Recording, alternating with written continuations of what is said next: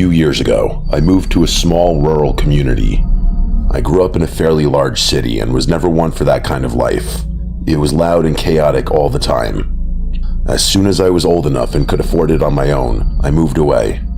The town I moved to is very small. The surrounding forests and mountains are beautiful, no matter what season of the year it is. It almost blows my mind that this little town isn't more of a tourist trap in the summer and fall. The quiet little town doesn't have much. A few restaurants, a couple bars, a gas station which also does repairs, one supermarket, a small police station, and that's basically it. Even the closest Walmart is like an hour away. My little paradise of a town is really off the grid, and I wouldn't want it any other way. I've been living in this town for over 3 years now, and other than one horrible day, it's been great. But even peaceful towns can sometimes have dark secrets. When I first moved to town, I got a part-time job at the local supermarket. I used to manage one of the grocery store chains in my hometown, so I had a lot of experience. I would go in first thing in the morning and unload the trucks and stock the shelves of the small store. The owner offered a management position, but I turned him down. I only wanted to work part-time, basically so I could have a little extra spending money and an excuse to get out of the house. I have a part-time job that I do online as well, and that's the bulk of my income. I wanted as much free time as I could possibly afford so I could hike and fish as much as possible. There's so many woodlands in this area that it would take me a lifetime to hike them all. Of course, I'm up for the challenge. So every day off, rain or shine, I would find a new area to hike, and I would head into the woods for the entire day. It didn't take me long to start this new lifestyle. Almost immediately after moving into town, I started hitting the trails and trying to meet the locals. At night, I would grab a bite to eat in town, and I learned quickly that everyone in the area was unexpectedly pleasant. Everyone except one. I'm referring to a man named Hector. I should say that Hector wasn't mean or rude. He was just strange, like on another planet strange. The first time I met Hector, I was just arriving at work a little after 5 in the morning, and he ran up to my car window as I was getting out of the car. Where I'm from, if someone does this, you punch them in the face before they can hit you, but not here. I put my hands up in a defensive position and started yelling at him. He screamed in my face and skipped away, legitimately skipped. As I was standing there confused out of my mind, one of my coworkers came up to me and told me that his name is Hector and he's harmless. Apparently, he's lived in or near town for a long time, but nobody knows exactly where he lives. Everyone assumes he's homeless and probably lives under a bridge somewhere. They just leave him alone and let him wander around because he isn't hurting anybody. It was alarming for him to scream in my face, but if everyone in town claimed he was harmless, then I just went along with it. For the next few weeks, I would see Hector everywhere. It didn't matter if I was going to work at the crack of dawn or leaving the bar after 11. I would see him just wandering the streets. He was a short guy, but strong looking. He was built like an ox. He couldn't have been taller than 5'3" at most. He was always wearing the stained white tank top and wore royal blue pants. I couldn't tell if they were jeans or sweatpants. He had a long, dirty gray beard, and his hair was in a ponytail, even though he was bald on the top of his head. And even with this strange appearance, the most notable thing about Hector was the skipping. Every time you'd see him moving, he'd skip. His blissful ignorance was almost envious sometimes. One morning when I was driving to work, I saw Hector standing on the corner facing the opposite direction of my car. As I was approaching the intersection, I saw him waving to someone. When I passed the intersection, I could see now that he wasn't waving to anyone. He started talking to someone and looked very animated, even though nobody was there. I just continued driving and minding my business. Honestly, it's not that weird for someone in Hector's position to talk to themselves, especially if they're not a danger to themselves or others. I couldn't care less what he was doing. That next weekend, I hit the woods on my day off. I spent a few hours hiking a part of the forest I hadn't been to yet. While I was deep in the forest, I thought I could hear the sound of a voice echoing through the trees. Hearing any kind of voice this deep in the woods is alarming. Remember, this isn't like a trail you'd find at a park or something. This is just pure wilderness, so any voice would cause you to feel a little unnerved. I know it's sketchy, but I wanted to know the source of the voice. Instead of retreating back into the woods and away from the voices, I started to move toward the voices slowly. As I got closer to the voices, I could tell that one of them sounded like it was in distress. I grabbed my pocket knife just in case and continued to sneak as quietly as I could. The voices were just behind the thick grouping of trees that was directly in front of me. When I peeked from behind the trees, I couldn't believe what I was seeing. It wasn't multiple voices. It was Hector. Just Hector. He was talking to himself and changing his voice. One of the voices was angry and belittling, calling him a coward, among some other not very nice things. Then, like the snap of a finger, the angry voice started to weep. He was begging for forgiveness. One of the most terrifying things is that each voice sounded completely different. I decided to stay hidden behind the tree. I wasn't about to engage with him. While I was hiding behind the tree, the angry voice came back, and without even looking, he screamed, "He's hiding behind the tree. This time you can't let him get away." I watched Hector get up and looked directly at me through the trees. For the first time since I had met Hector, I could see genuine rage in his eyes. I took a step back from the trees, trying to process what was happening. I didn't have long because right at that moment, Hector charged at me, screaming. He wasn't skipping anymore, he was sprinting, and he was much faster than I thought he would be. I continued running back toward the direction of where I had started the hike. For a while, I could hear Hector right on my tail. He kept screaming that I was not going to get out of the forest alive. He would laugh and then scream. Every few minutes, it sounded like he was right behind me, about to grab me, but he never did. Eventually, I didn't hear anything. I finally made it back to where I started, and I instantly ducked down and looked all around the woods. Hector was nowhere to be found. I got to town and went to the local police station and told them all about Hector. The sheriff almost didn't believe me. She couldn't imagine Hector acting with such anger and rage. I told her roughly the area of the woods I was in, and she looked like she turned white as a ghost. She couldn't believe Hector was out there for starters. This was several hours worth of hiking into the woods, but she told me that isn't even the most disturbing part. Right around the area in the woods I was describing, she told me they found the remains of one of the local men from town years ago. She told me that it was disturbing and saddening for the entire community. They never found out who did it, and it's one of the only dark blemishes on an otherwise peaceful town. She started to wonder if maybe Hector had something to do with the horrible crime. She was trying to remember exactly when Hector started appearing in the town. She said her memory was fuzzy, but she was pretty sure that Hector started showing up in town around the time they found the remains. She asked if I could take her to the exact location because she wanted to bring Hector in for questioning.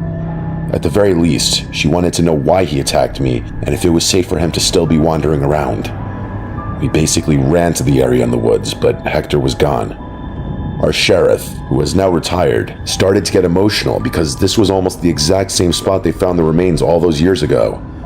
They never caught Hector. Nobody in town ever saw him again. It's like he just vanished in the woods that day. I still go out and hike every chance I get, and every time I go, I still expect Hector to jump out of the trees and continue chasing me. I always have my knife on me just in case. Sometimes even the most harmless looking people can cause the most damage. I have no idea if Hector was responsible for that horrible crime, but after how I saw him acting in the woods, it wouldn't surprise me. I remember asking why Hector wasn't questioned when they found the remains, and nobody could really give me a solid answer. Now that I've lived here for a few years, I assume it's because these people just aren't equipped to deal with crimes of that magnitude. I don't know this for sure, but I'm assuming there wasn't a lengthy investigation. After writing and reliving this, I still can't believe this happened. It still feels surreal to me. My advice to anyone who hears this is to always pay attention, because you never know what evil could be on the inside of someone, even someone as harmless and seemingly happy as Hector appeared to be.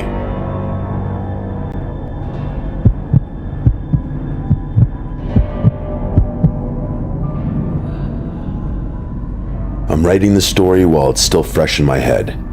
My girlfriend Katie and I just got back from what was supposed to be a multiple-day hiking trip. The reason I'm writing this down is that I'm not exactly sure what happened to us. The more I think about it, the more I start to spiral down a rabbit hole of insane thoughts. 3 days ago, we started this long, planned-out hike in the mountains of upstate New York. If anyone's familiar with that area, they'll know just how beautiful it is. When people outside of New York State think about New York, they tend to only think about the city, but there's so much more to this state. I would argue that the nature here in New York is vastly underrated. Our planned trip was supposed to last 4 days and 3 nights. a chance to get off the grid and just be alone with each other and nature. We love to hike and be outdoors. We've hiked forests and mountains all over the country, so this trip wasn't anything out of the ordinary. The first day went smoothly.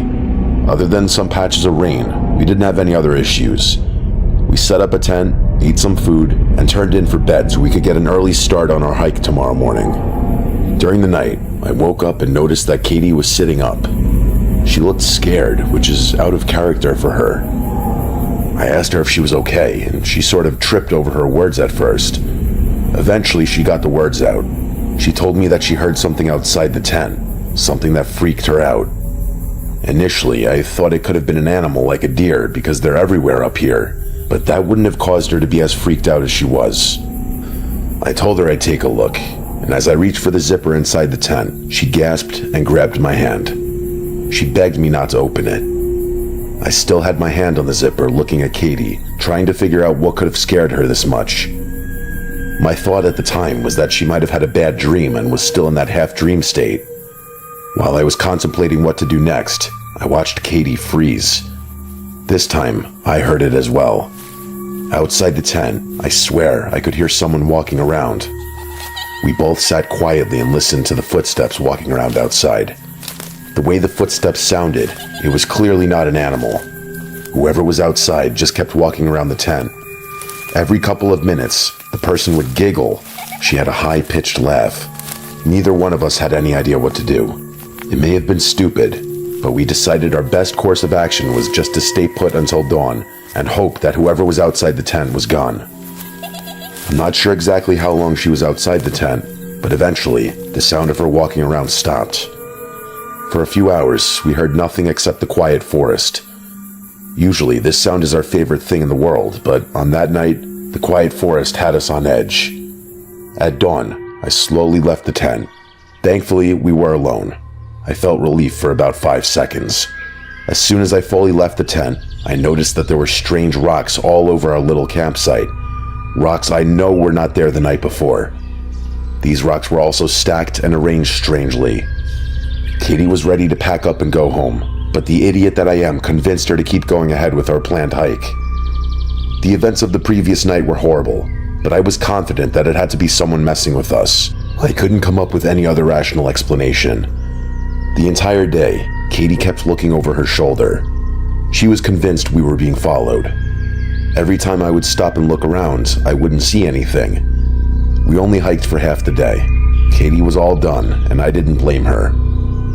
We set up our campsite and got ready for the evening. Katie begged me to head back tomorrow.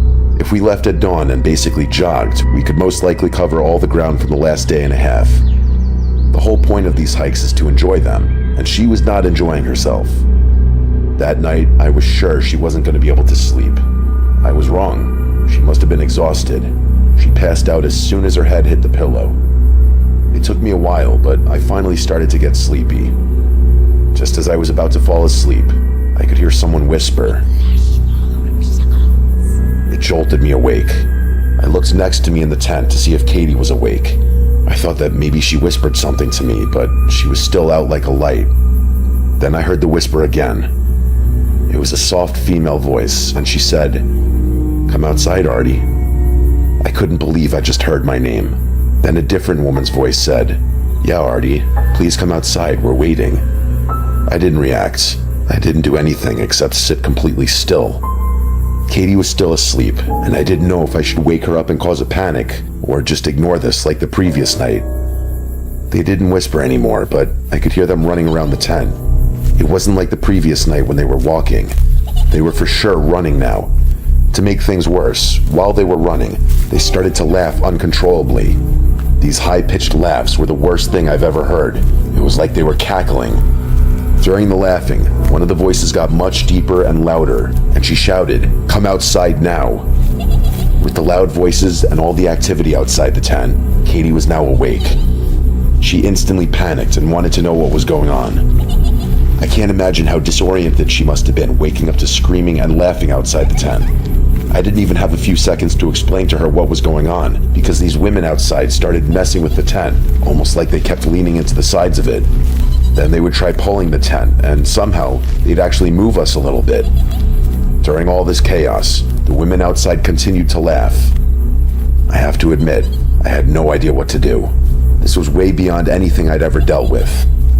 I was scared, and I could tell Katie was horrified. Then, in an instant, we heard several footsteps running away. I could hear the footsteps running further into the woods. It was quiet again. For 30 minutes, Katie and I just stared at each other. We didn't say one word. Neither one of us had any idea what just happened, or how to deal with it. After the 30 minutes had passed with no other sounds, I decided I was going to unzip the tent a little bit and just see if we were alone. I slowly unzipped the tent while Katie squeezed the life out of my arm. Standing about 20 feet from the tent was an image that will be burned into my head for my entire life. It was a young woman who looked like she was in her 20s. She was staring right at me, smiling, almost like she was waiting for me to unzip the tent. She had a white dress on, which is crazy because we were in the woods in the middle of the night. She waved at me. I zipped the tent up and sat there speechless. Katie looked over my shoulder when I had the tent unzipped, and she saw the woman as well. Her reaction was the same as mine. For the rest of the night, we sat and held each other. At any moment, we expected that woman to charge the tent. However, nothing happened. At dawn, I slowly unzipped the tent again. She wasn't there anymore. Just like the previous morning, there were rocks scattered all across the camp in strange formations. There were also sticks tied together that made weird symbols I didn't recognize, and neither did Kate. Trust me, I know how this sounds, and I can't believe it either. It sounds like something out of a nightmare. We packed up our stuff, made sure to leave all the rocks and sticks there, and we darted out of those woods. We nearly sprinted instead of jogging. It took less than a day for us to make it back to our car. We drove back to our apartment practically in silence. I told her that as soon as I get home, I'm writing the story and sharing it. As much as we love the woods, I'm in no hurry to go back, especially not those woods. I guess the logical answer still is that someone was just messing with us. I don't know why anyone would go through that much effort for a joke. It seems insane.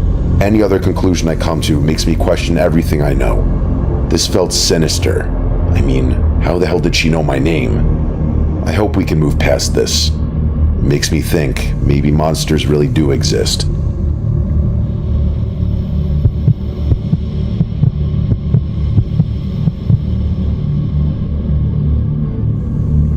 I thought about sharing this story several times throughout the years. I've been sitting on it for a while. I don't talk about it a lot. I guess the main reason I don't like talking about it is that I struggle to fully explain what happened. Every year since we graduated high school, my friends Theo and Carlos, along with me, would spend a weekend in the woods. Something we still do today, even though we're all married now. It's a tradition we started. No matter where life takes us, we always get together at least once and spend quality time together. When we were kids, we loved exploring. We'd trek the woods in town where we grew up. One thing we were obsessed with was caves. We found a cave while we were walking through the woods when we were 16. As we got older, we would go further out into the woods searching for caves. That was our thing. Over the years, I think we've only found 3 or 4 caves. As we got older, our trips were more for friendship than exploring. Our little expeditions were safe, and the biggest risk we would have was just wildlife, which, even after all these years, was never an issue for us. One day, while we were together on one of our trips, we stumbled across a cabin that was legitimately in the middle of the woods. We approached the cabin just like every fool in every horror movie that features a rundown cabin in the woods. We were even joking among ourselves that we were in a horror movie cliche. We looked through the windows, and clearly this place was abandoned. It was almost empty inside, except for a few pieces of furniture that were destroyed. Carlos wanted to go inside the cabin and check it out. We didn't disagree. Going inside the cabin may seem like a hell no moment for some, but honestly, it's not that weird. We've seen some crazy things in the woods over the years. For example, one time we found this huge clearing in the woods that had a creepy makeshift village. It had all these small huts, and it was filled with giant mounds of debris and trash everywhere.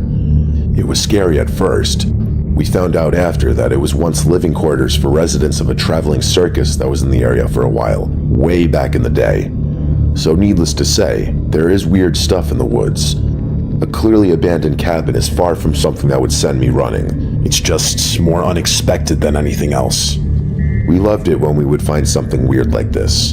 Getting to the bottom of whatever we found was something we all looked forward to.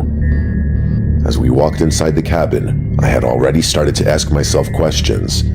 First, why was there a cabin so far out in the woods? I should mention that it's a stretch to refer to this as a cabin. It was like a large shed just built with wood. I feel like it's just easier to call it a cabin. The whole building was one room. There was no plumbing, no electricity, and no roads that led to or from it. It felt like the air was dry in there, almost hard to breathe. Carlos started to pick through some of the pieces of the broken furniture to see if anything was salvageable, but it wasn't. There wasn't much to investigate in there, since it was just a big square. While we were standing there talking, we kept hearing a weird sound we couldn't identify right away, which was weird given how small the cabin was. It sounded like something dragging in the dirt, not a typical noise you hear in a cabin or any other house. The sound was coming from underneath us. The cabin didn't have a basement, at least not one we could see, so hearing this noise was strange. I even put my ear to the floor so I could listen, and while I was down there, it was unmistakably a noise coming from under the floor. I got up and started kicking the broken furniture around, looking for a latch or a small door in the floorboards. In the far left corner of the cabin, underneath some dust and debris, was a rusted handle on the ground. I had to open it and see what was under this cabin. I lifted the door, and the odor coming from the dark underneath the cabin almost made me throw up. It just reminded me of rotten meat. I grabbed a bandana from my backpack and wrapped it around my nose. It didn't fix the issue, but it made it slightly more manageable. Before descending the ladder, I tried looking around to see if I could see what was making the noise.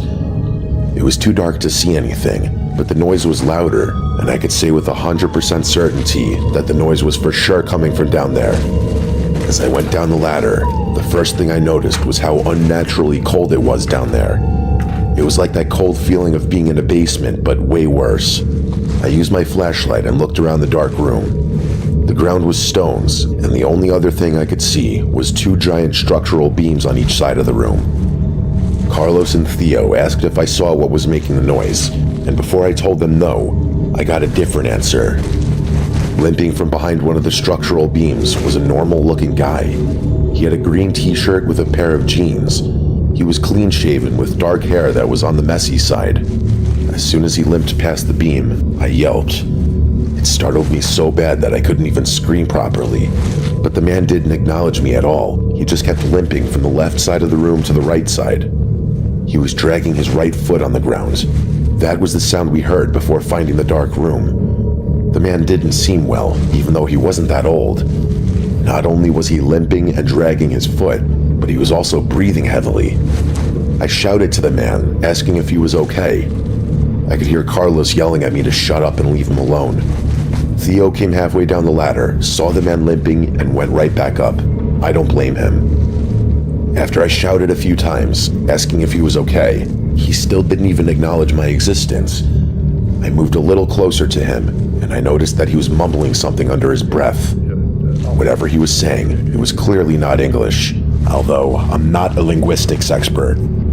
I was a few feet away from the man, and he stopped limping and stood completely still.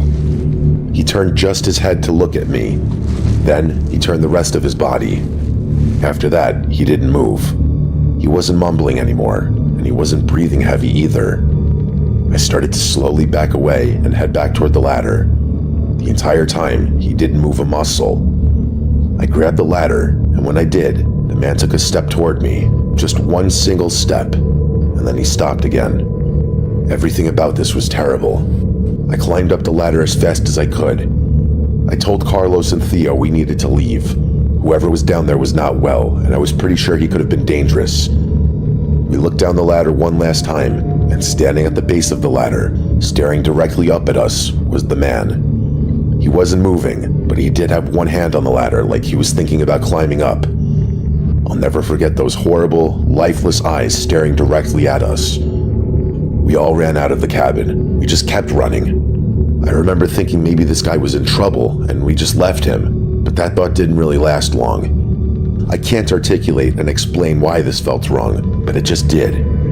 We got out of the woods and decided to report the cabin and the man to the local authorities, just in case he was in some kind of trouble. From what I was told, they did investigate the cabin, but they didn't find anybody down in the dark room, or any evidence that would suggest somebody living in that cabin. They even looked at missing person reports to see if anybody was potentially missing, but nobody matched this man's description. Even the police couldn't fully explain why this cabin was all the way out in the woods. I have no idea what we stumbled across that afternoon. It seems like a mistake. Maybe we're the bad guys for breaking into that guy's cabin, although I don't think that's accurate. As much as I would love to know what that man's true intentions were, I'm happy we made it out in time to not find out if they were bad.